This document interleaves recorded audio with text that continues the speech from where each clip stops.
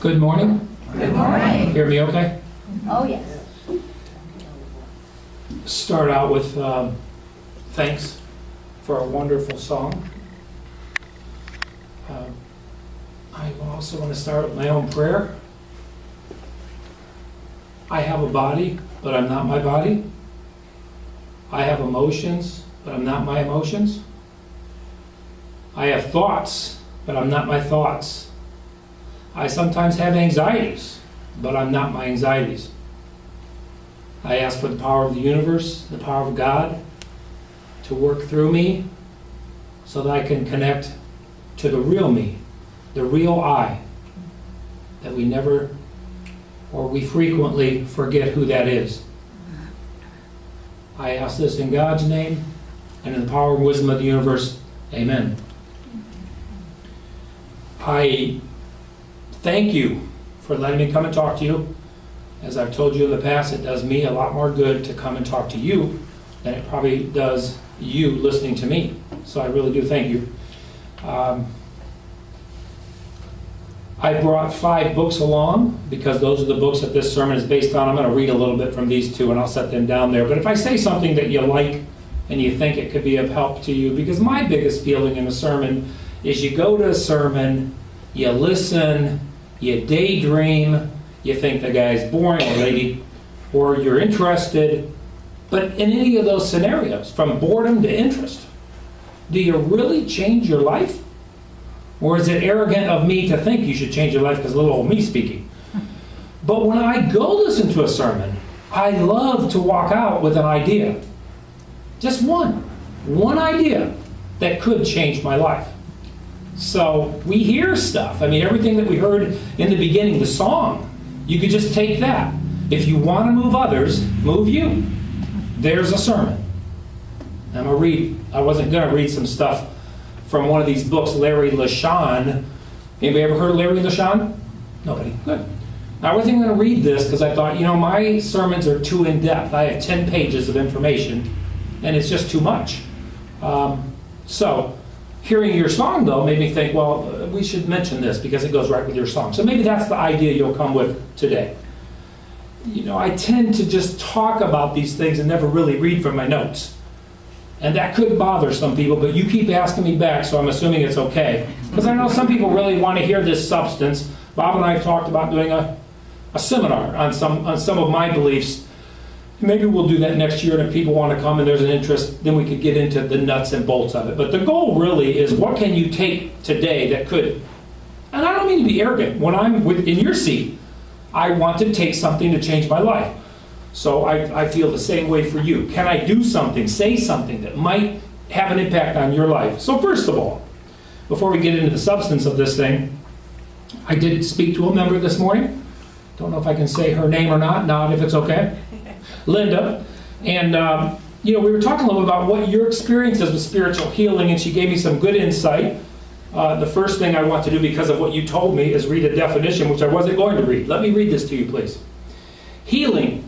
It does not always mean that the physical body recovers from illness, although this is quite likely. Healing means that our spirit and our shadow work has allowed us to release long-held fears and negative thoughts towards oneself and others. If you connect to the real I that is you, there's another prayer I like where it's my ego, release my ego. Come to the true I, so that whether I hear praise or criticism, I accept both neutrally. Whether I hear praise or criticism, doesn't matter. I accept both neutrally. I'm not upset with criticism if I'm really dealing from that deepest I. The goal of the spiritual journey is to connect to spirit. Physical healing is a result of that connection, but not the goal. So this isn't, Bob mentioned to me this morning, I forgot to give him a title. We didn't really want to use spiritual healing. And another thing Linda said, that evinces thoughts of folks, not to disparage Ernest Ainsley, because I don't really know that he may not believe what he does. I don't know. But some people think it's a form of hucksterism and so forth, and spiritual healing is a sham and so forth. Well, certainly, a lot of spiritual healing over the centuries and the eons of time is hucksters, because it's a great way to make some money, become popular, become famous, etc. But that doesn't mean that spiritual healing is not true. So I hope I can show you that today. Not that you probably don't already have a basic concept of that. Another thing that Linda and I spoke about, really thank you, Linda, for your insight. She pointed out that to her, healing is kind of something you're doing your whole life. How are we born? Are we born, we've had that talk, are we born in God's wisdom and we take on this ego and personality? And then the rest of our life, when we get into our 30s and 40s and later, is to kind of get back to maybe where we were. Who knows? But yeah, you got to tame the ego. So you could look at it that way. But another point that she made that I want to speak about just briefly is, let's say you're suffering from a physical infirmity or affirmity. That's the right word, infirmity. You're suffering from some physical condition. Please don't take my message to mean there's something wrong with you. Please don't take my message that if you aren't healed physically, you're not spiritually healthy. That's just not true. There are so many complexities in this universe and with God that we can't know. We're on a journey. We're trying to grasp what we can. And so therefore, there's no intention on my part to say, if I mention something about a certain condition, that because you or a loved one has it, that means you're not spiritually healthy, or you're not on a journey, or you don't love, or you don't believe. I don't mean that at all. Please don't take it that way. I just want to be straightforward so I could leave some wisdom with you. Now, secondly, talked to Bob briefly, and he told me about Rama being here. And it was very interesting because that's a little bit of the work that I think spiritual healing is about as well. The universe knows. Period. The universe knows. And Bob said something as we were chatting, that Bob had a thought about something that he wanted to do in life. And Rama said to Bob, you already know. And that's so deep, because you do know. In the surrender experiment and the topic of surrender, which connects to healing, we have things coming across our periphery every day, and we react to those things. But if we had total trust and faith in God and or the power of the universe, whatever word you want to use, we wouldn't just react in the way we probably react most of the time. I'll take you back to Michael Singer's example, because I talked about this in a sermon I did previously called the book The Surrender Experiment, which isn't here today, but where he said he went away for several months or a month out to the West Coast, and he had some land in Florida, and when he came back, one of the ladies that had been coming and camping and so forth was starting to build a log cabin on his land, in order to do spiritual work. Well, his first thought was just like yours and mine. What? What are you doing on my land? Get out of here. But the wisdom of the universe was sending him a message. Does he react out of ego? My land, my money, I'll lose value, all that stuff. How dare she didn't ask me. Ego, ego, ego, ego. Or does he react out of the power of the universe? We don't do that very often. So spiritual healing would require that you start listening and reacting out of the wisdom of the universe, not out of, I've got arthritis. Now please, here's an example. You've got arthritis right now, and you go, geez, what are you talking about, buddy? My hands hurt, my elbow hurts. Wisdom of the universe might be as simple as this. I acknowledge I have this condition that causes me this pain, but I'm not going to name it. What happens when you name something? Do we not tend to identify with it? Once you name it, you own it. Even with friends. Oh yeah, the arthritis is, can't go bowling because, no. I know you might think this is just a little trick. But if we believe in the power of the universe, and we believe in God, and we believe in the strength and the power of all of that manifests through our body. That's why our physical body's here, isn't it?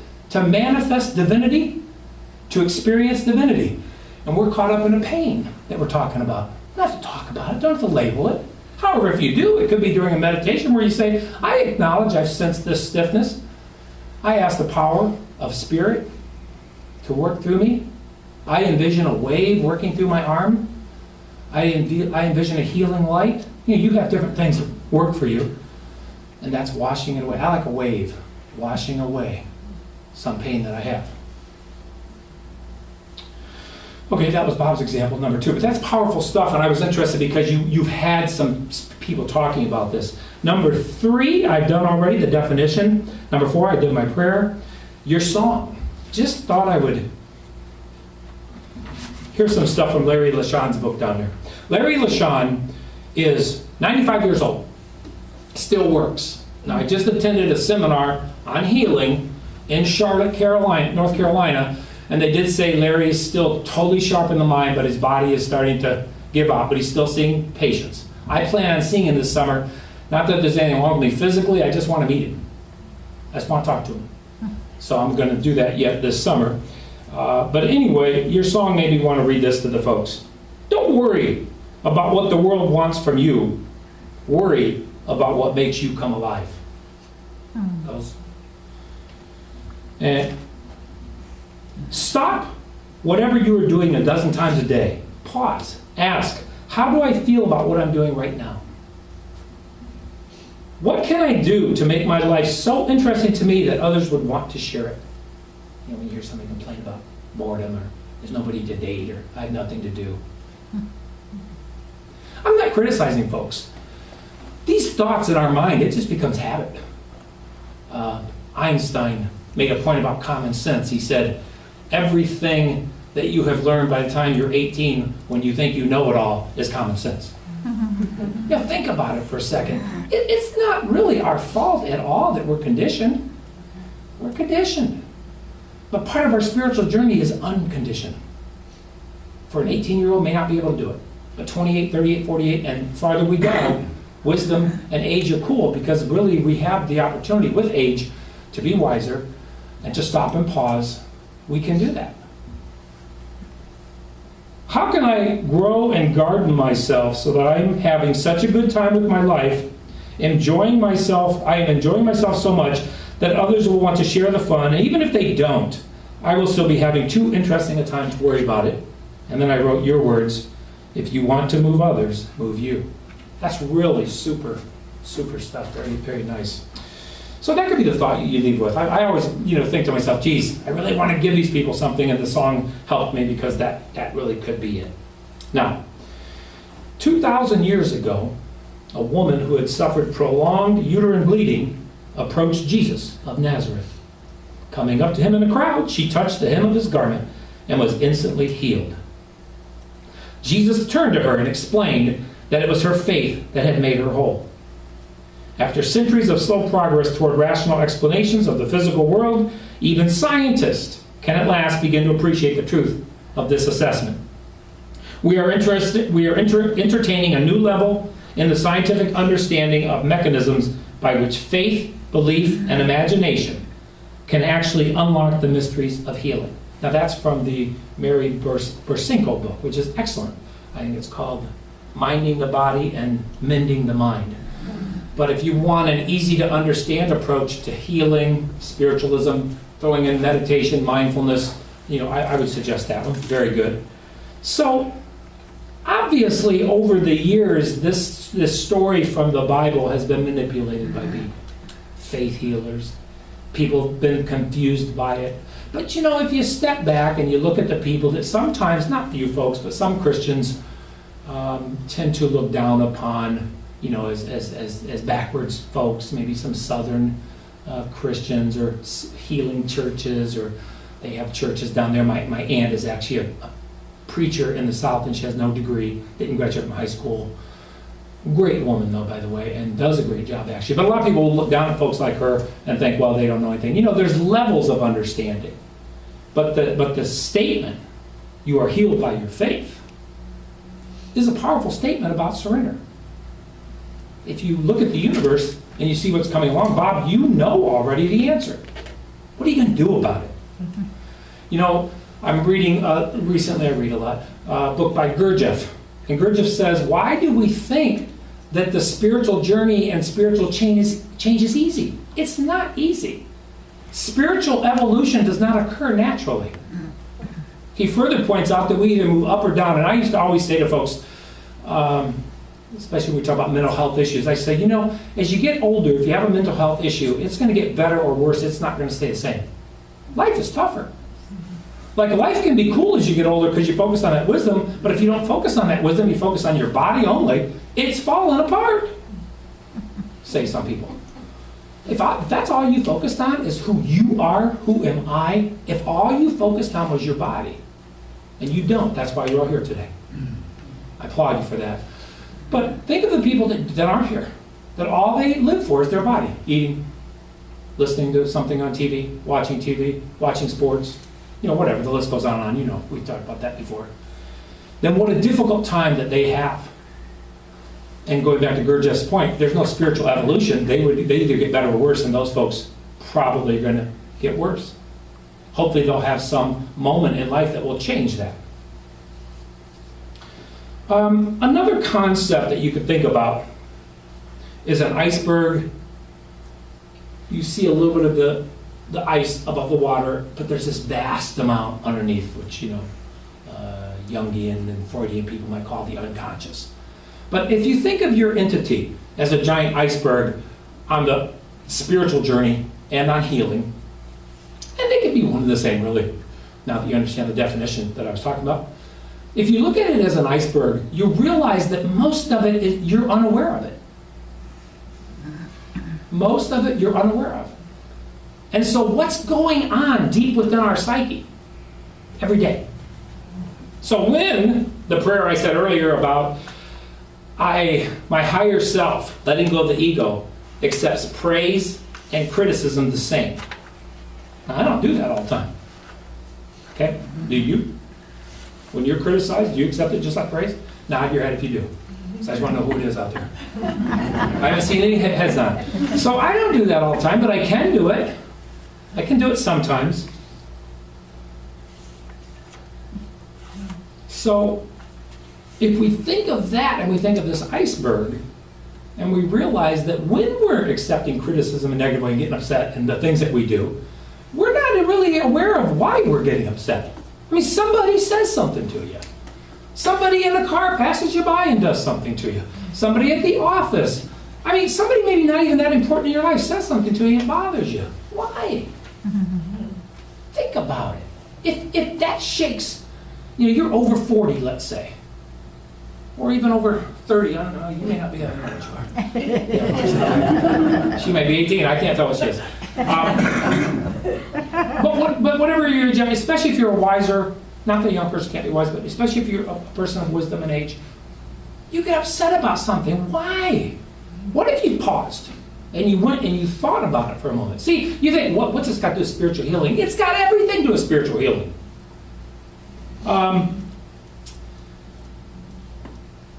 Sarno, the book here, I'm sorry about the camera. This book, The Divided Mind Body by John Sarno, he believes in a theory that's not so much spiritual, it's psychological, repression. And he believes basically that throughout life we repress things that make us feel bad. Now, I have a saying here that I want you to remember. Beliefs may start in the mind, but they end in the body. Beliefs may start in the mind, but they end in the body. Now, we all have heard of repression. Something happens, you don't like it, you tend to forget about it. I remember when I was a little kid, I was reading a health book in school, and it said, the definition of repression. Well, have you ever gone to the dentist, and the appointment is 2 weeks from now, and on the day of the appointment, you forgot the appointment? Mm-hmm. The example is that you didn't really forget the appointment, but your body doesn't want to go through the pain, so it's made you repress that, and we tend to forget those things we don't want to do anyway. Yeah, have an argument with your spouse or your significant other, and a lot of times when you argue, why did you do that? Why did maybe they really just don't want to. And the forgetting is almost intentional. But Sarno, in his book, and this is what got me into healing to some extent, he actually points out that, so he researched for hundreds of years, because he was a back doctor. And he found that he was doing surgery on patients. And within 2 years, they were back with either pain in the same area, but most likely somewhere else. Similar pain. If it was back, then it's shoulder.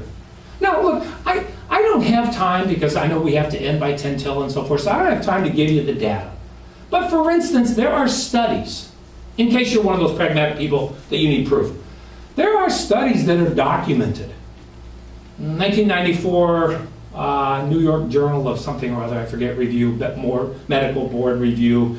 They found that they took 98 people that had no pain in their back, no pain, and they put them through MRIs as an experiment. They found the same percentage of these people had bulging discs, herniated discs, cloudy and unclear, because that's sometimes the x-ray and the MRI, people will tell you, well, you have a cloudiness here, that's why you have pain. See, they go from 1 and 1 is 3. Because you've got cloudiness, bulging disc, and by the way, if you've had this to happen to you, please, I'm not saying, please don't take it that I'm saying you made a mistake, you shouldn't have had surgery. I don't mean that. I'm just saying that our spiritual practice is really in-depth and complicated. We don't accept things at face value because there's always the physical, the emotional, and the spiritual. And most of the time when we start getting caught up in our physical body, we just deal physically.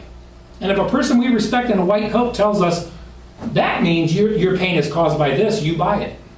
Who wouldn't if you're suffering every night? And they say, I can fix that by this operation or this pill. Who wouldn't buy it? I did. I won't have time to tell you my story, but if you want to hear it, I'll tell you afterwards. I bought it in my life, so please, I'm not criticizing anybody if, in fact, you have these conditions. So anyway, Sarno found that everybody's coming back. He said, this is just not rational. I fixed that pain. Why has the person got shoulder pain now? So he started doing research, and he basically came up with a belief of something called TMS, tension myotis syndrome or something. It doesn't really matter particularly what it is, but his view is more repression. And remember the phrase I asked you to remember, beliefs may start in the mind, but they end in the body. So we repress something at some point in time. I know if you study Course in Miracles, this is not a foreign concept to you. At some point in time, the things that we repress or have happened to us in our past manifest in the physical realm. I'm standing up here, I forget what to say, and I get red in the face. An emotional issue has manifested itself in my body. Correct? You know? So, I mean, we see that. We see examples all the time of that. So that's John Sarno. And if you don't want spiritualism, you just want to understand this from a mental, physical, mind-body perspective, read the Divided Mind book. It's right there. You can take a look at it before you leave. And let me mention something for other pragmatic people about the golden age of the Greeks. The Hippocratic Oath comes from the Greek times. Read it sometime in its original format because it's about mind-body healing. Galen, a person trained in Rome around the 1st century, was a physician. Anybody hear of Galen? He was so he's a physician trained in the 1st century. I can't give you the whole biography of his life, but he believed totally in mind-body connection. Everything is related to the mind-body. Now, you can go read your history, but you'll find that when the Roman Empire split up, the Eastern Empire was able to take the Greek and learn it, and they translated Greek into the Eastern languages and so forth, and so they kept this treasure. The West is the West. But the West went through the Great Dark Ages, where basically for years all we have is home remedies and a lot of women as healers. In the 15, 16, 1700s, when the medical profession started to become a noble profession, guess who took over? Men. And guess what happened to women and their healing powers? Their witches. Literally burned at the stake. But we lost a lot of our healing then. There's another aspect of this in the 19th century. Up till 1900, you may not be aware of this, but cancer was treated as a mind-body disorder. Up until 1900. Why did it change? Well, Larry LaShawn and some other people I read about have pointed out that that's about the time that surgery started. There had been a long negativity towards psychosomatic practices, mainly because there was a bunch of people in the 19th century making money off of mind-body and hypnotism, so people were starting to not trust it, hucksters again, like you were talking about earlier. Also, when they put you under, what's that word when they put you under? Anesthesia was developed then. So all of a sudden we had a way to deal with cancer that you could just fix it. The West loves quick fixes. Because the other method of finding out, well, let's talk about cancer for a second since I'm talking about it. Larry LaShawn's view of cancer, I won't look at my notes because I think I can just do this from memory, but you might want to take a look at the book if you're interested in what I'm saying. He points out that Freudian psychoanalysis, Freud was a neurologist before he was a psychologist and psychoanalyst. And what that means is they look for a lesion. They look for a cause, like a physical cause, and they cut it out. So when Freud did psychoanalysis, he did the same thing. What's the mental cause? How can we fix it? But something's wrong with you, is the approach. What Larry LeSean found with cancer patients is that doesn't work. Many cancer patients, not all, but many are suffering from an out of alignment with life. They're not doing what they want to do. His first question is, what's right with you? His second question is, your song is his second question.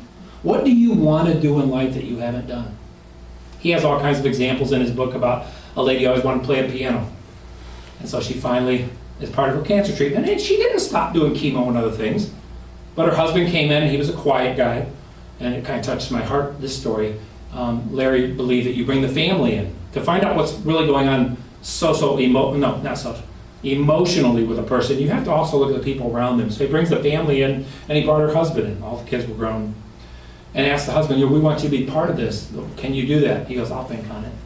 Larry thought, well, he's not going to do nothing. Big, strong guy, construction worker of some type, I believe.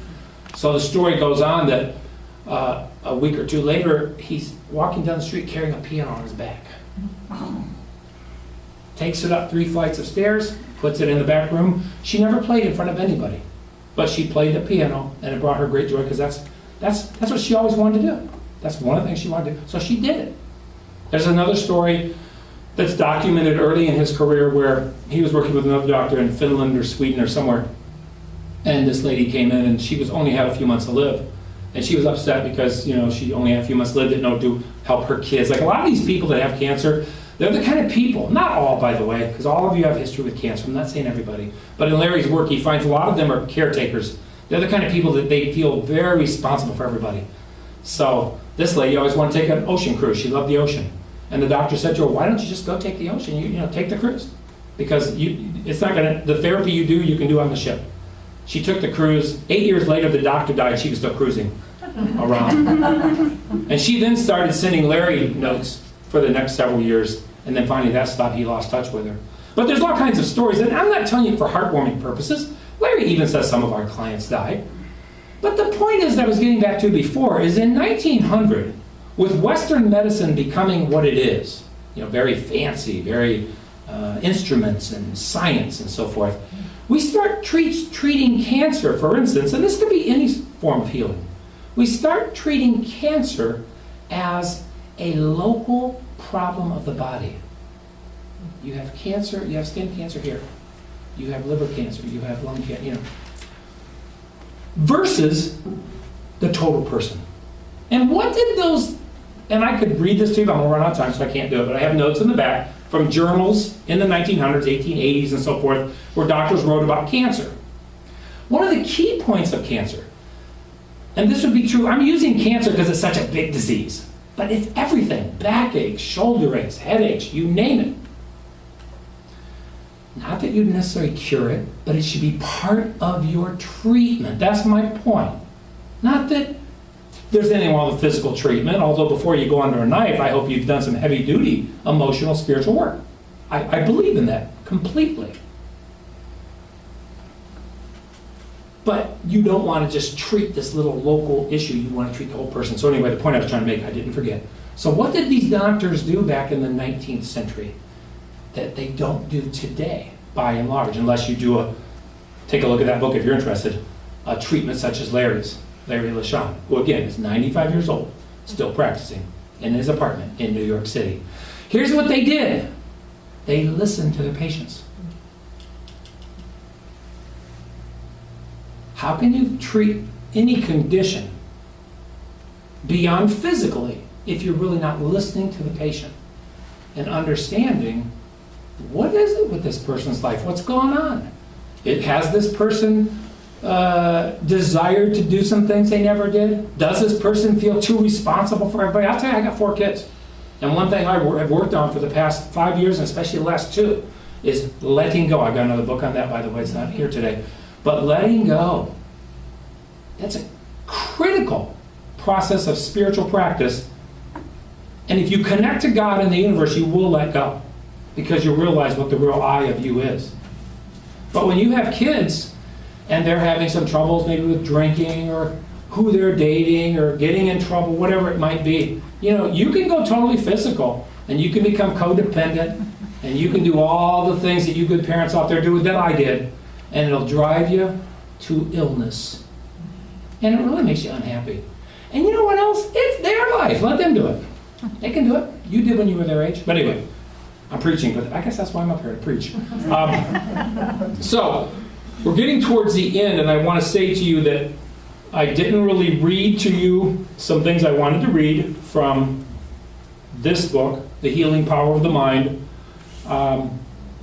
Talku Thandup. I wanted to bring this because it's Buddhism, and I know sometimes, like our earlier prayer on the screen, we accept all religions, all faiths, all pieces of information that can be helpful.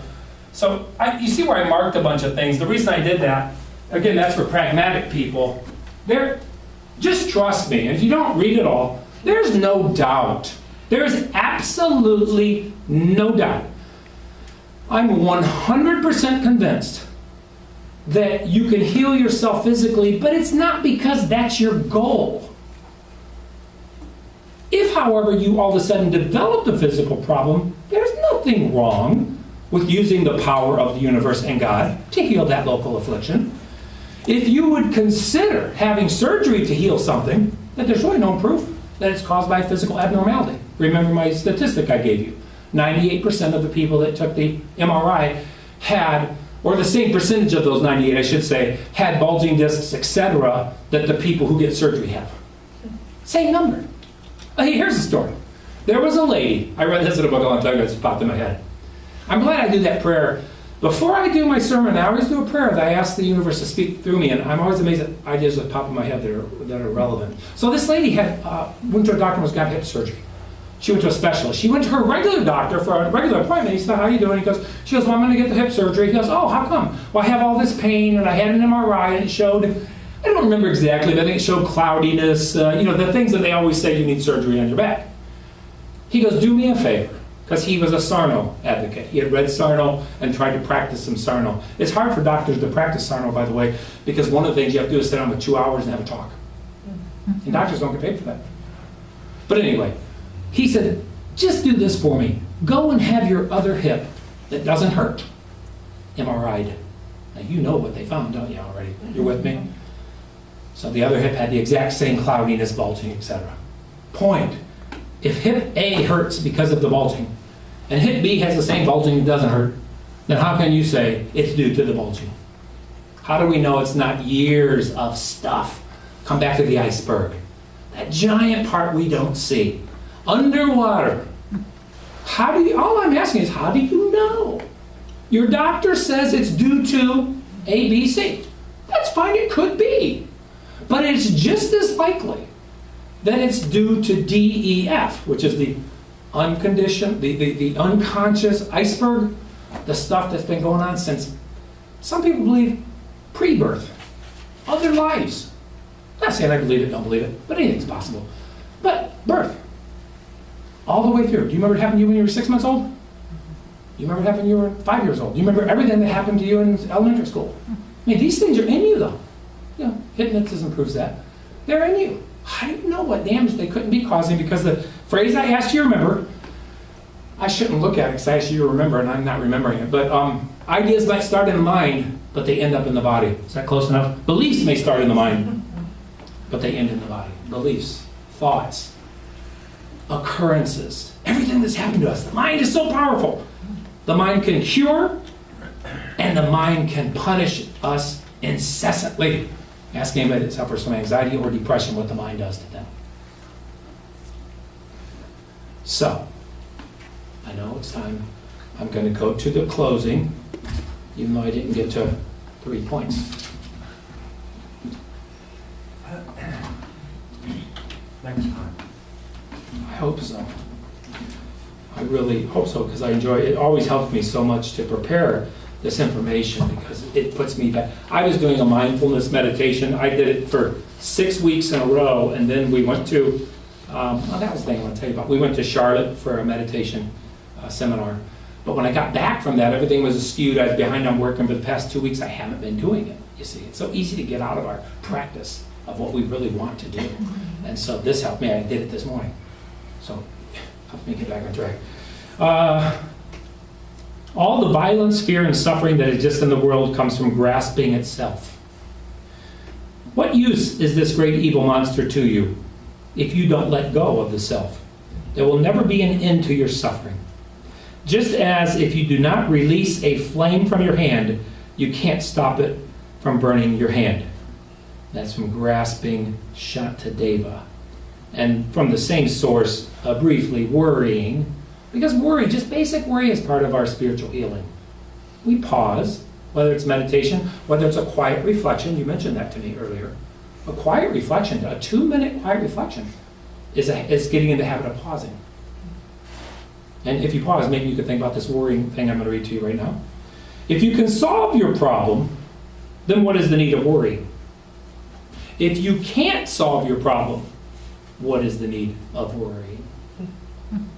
And with that, I close. And again, thank you very much for, it is time to stop, right? The opportunity to speak to you. And anybody that wants to take a look at these books, I'll leave them here until you have a chance to. Thank you. Amen. Thank you.